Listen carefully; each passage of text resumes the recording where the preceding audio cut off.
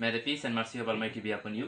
তো আজকে আমরা কথা বলবো কিছু সেন্টেন্স নিয়ে যেগুলো আমরা দৈনন্দিন জীবনে কথা বলে থাকি।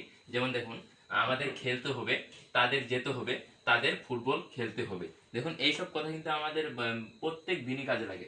যেমন কোথাও যাচ্ছি, কেউ আমাকে ডাক দিল, আমি বলবো আমার যেতে হবে, ফুটবল খেলতে হবে, আমার স্কুলে যেতে হবে। আর তো বাধ্যবাধকতা, প্রত্যেকটা কথার ভিতরে কিন্তু বাধ্যবাধকতা আছে। যেমন তাকে খেলতেই হবে, তাকে যেতেই হবে, তাকে তোমার আমাকে কল করতেই হবে, তারপরে তাদের নাচতে হবে। দেখুন প্রত্যেকটা কথাই একটা বাধ্যবাধকতা আছে।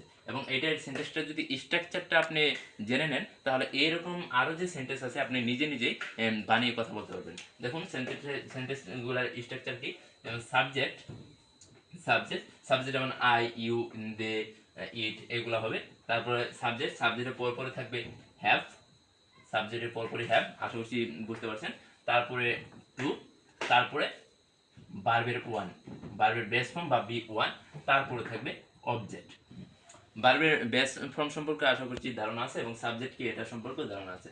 দেখুন এখানে আমার খেতে হবে, আমার খেতেই হবে, অথবা এরকম একটা বোঝাইতেছে। তো আমার খেতে হবে, এই জায়গায় সাবজেক্ট কি? সাবজেক্ট হলো আই।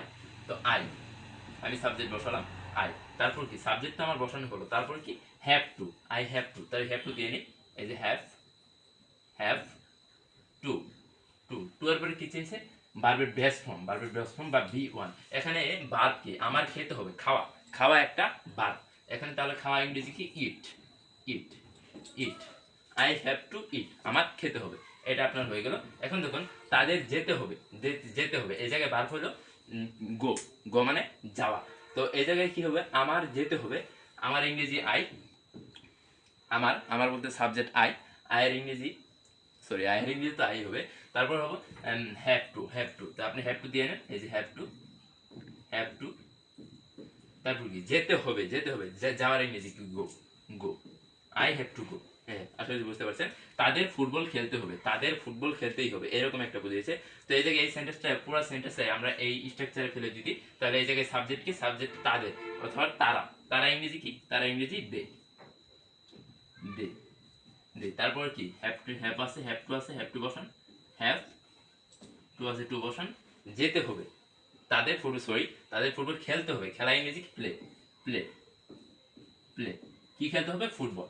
তো আপনি এখানে ফুটবল নিয়ে নেন, ফুট বল। সো এই ছিল আজকে আমাদের এই ভিডিওটা, ছোট্ট একটা ভিডিও। তো এখন আপনার পালা হলো, ইটস ইউর টার্ন। যে তাদের স্কুলে যেতে হবে এবং তাদের নাচতে হবে। এই তাদের স্কুলে যেতে হবে এবং তাদের নাচতে হবে, এই দুইটা সেন্টেন্সের ইংরেজি কি হবে আপনি কমেন্ট বক্সে জানাবেন। Thank you so much.